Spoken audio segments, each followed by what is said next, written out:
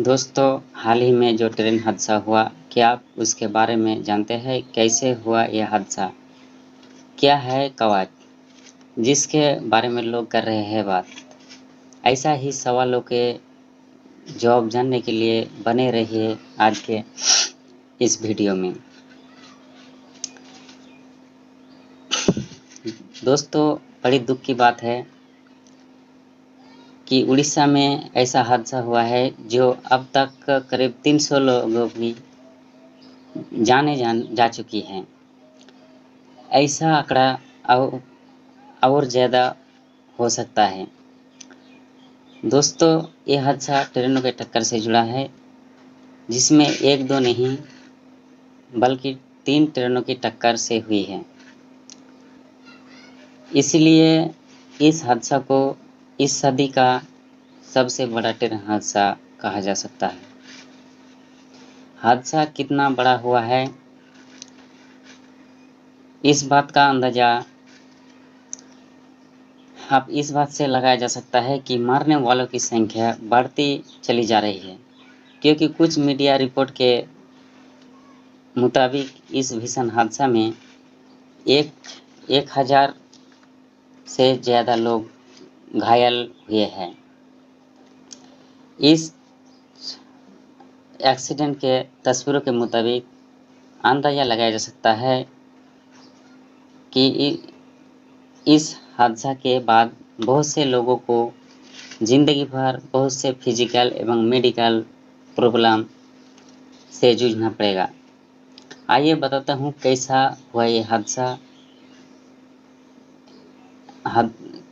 ये हादसा उड़ीसा के बालासोर जिला में हुआ। एक मालगाड़ी और एक एक्सप्रेस ट्रेन में टक्कर हुई है, लेकिन हादसा की पूरी जानकारी मिली तो लोग हक्का-बक्का रह गए, क्योंकि यह हादसा 2 ट्रेनों के बीच नहीं बल्कि 3 ट्रेनों के बीच हुई है। जिसे समय हादसा हुआ था उस समय मालगाड़ी आउटर लाइन पर खड़ी थी। इसी हावड़ा से आ रही कोरोमंडल एक्सप्रेस वाहनगा बाजार से करीब 300 मीटर दूरी पर पटरी से उतर गए। हादसा इतना ज़्यादा खतरनाक था कि कोरोमंडल एक्सप्रेस का इंजन मालगाड़ी के ऊपर चढ़ गया। इसकी पोखिया तीसरे ट्रक पर जा गिरे। इसी तेज रफ्तार से आते हुए हावड़ा बेंगलुरु एक्सप्रेस पटरी से उतर गए और कोरोमंडल एक्सप्रेस से टकरा गए। दोस्तों, इस सदी का सबसे भीषण ट्रेन हादसा हो गया।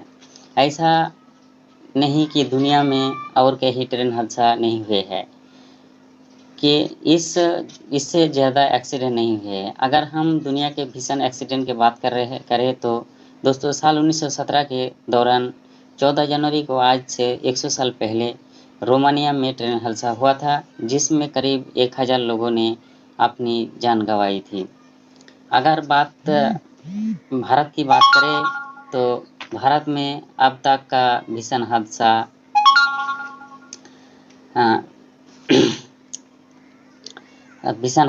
साल 1981 के दौरान 6 जून को बिहार में हुआ, जिसमें 800 लोगों की जान गई थी।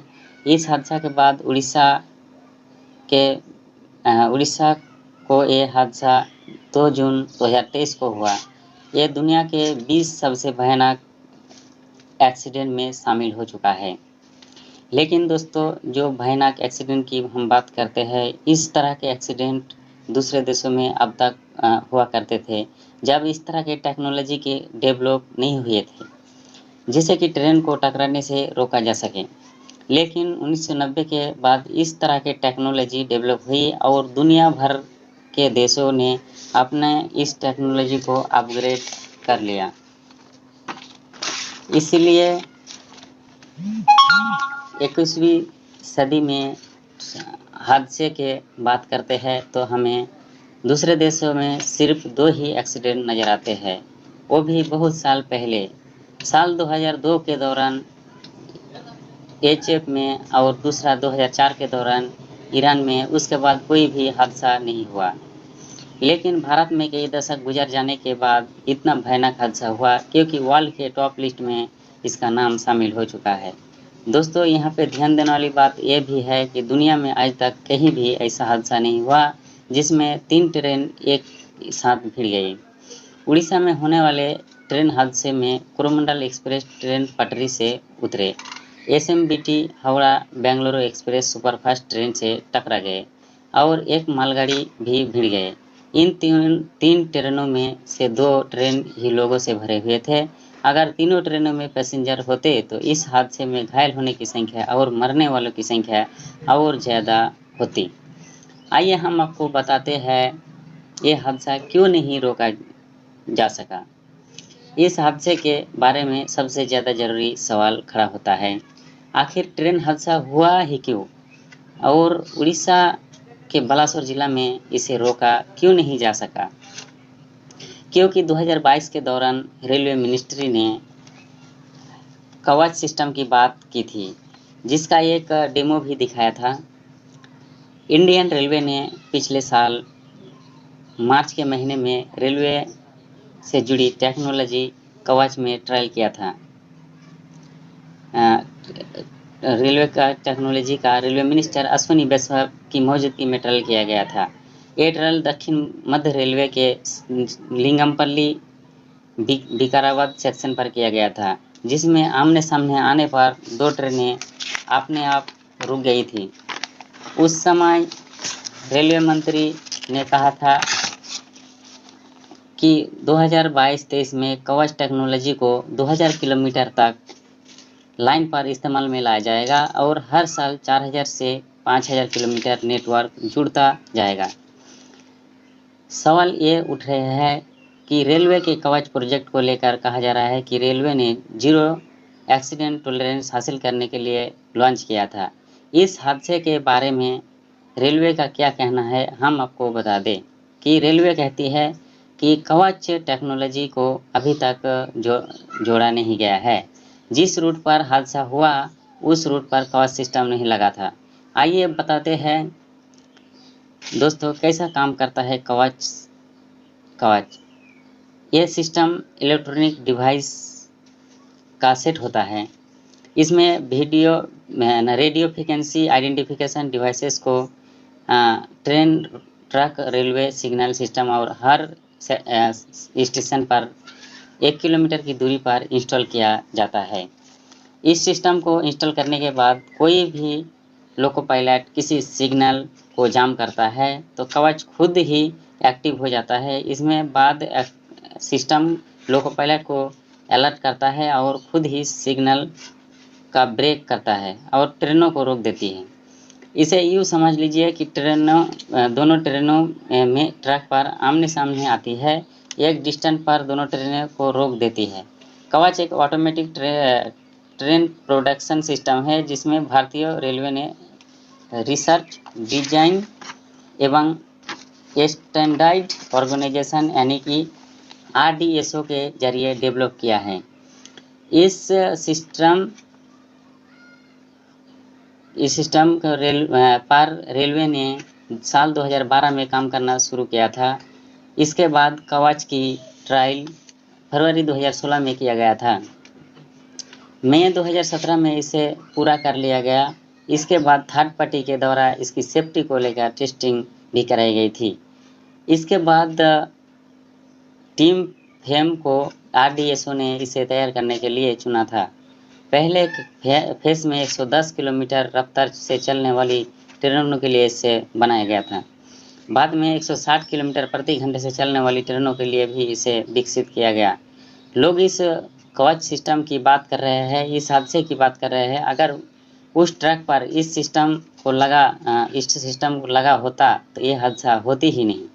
लेकिन जैसा कि हम पहले बता चुके हैं कि सिस्टम का डेमो ही 2022 के दौरान दिया गया था, जिसके बाद 2022-23 कवच टेक्नोलॉजी को 2000 किलोमीटर तक रेल लाइन पर इस्तेमाल किए जाने की बात कही गई थी। उसके बाद हर साल 4000 से 5000 किलोमीटर तक के नेटवर्क को जोड़ने की बात कही गई थी। ऐसा इसलिए कहा गया कि भारत का रेलवे दुनिया का सबसे बड़े नेटवर्क कहा गया है से एक है। इंडियन रेलवे दुनिया का चौथा सबसे बड़ा नेटवर्क है, जिसके रूट की टोटल लंबाई 68,000 किलोमीटर से ज़्यादा है। ऐसा में दोस्तों इंडियन रेलवे का एक बहुत बड़ा हिस्सा इस सिस्टम के बिना से ही चल रहा है। और जैसा कि बताया जा रहा है कि जिस रेलवे जोन में हादसा हुआ, उस रेलवे जोन में अभी भी कवच सिस्टम को इंस्टॉल नहीं किया गया है, इसलिए ये हादसा हो गया। दोस्तों ये हादसा इतना भयानक था कि आपको बता ही चुके हैं, और जो फोटोज आप देख रहे हैं उसे आप अंदाज़ा लगा सकता है कि हादसा कितना भयानक था।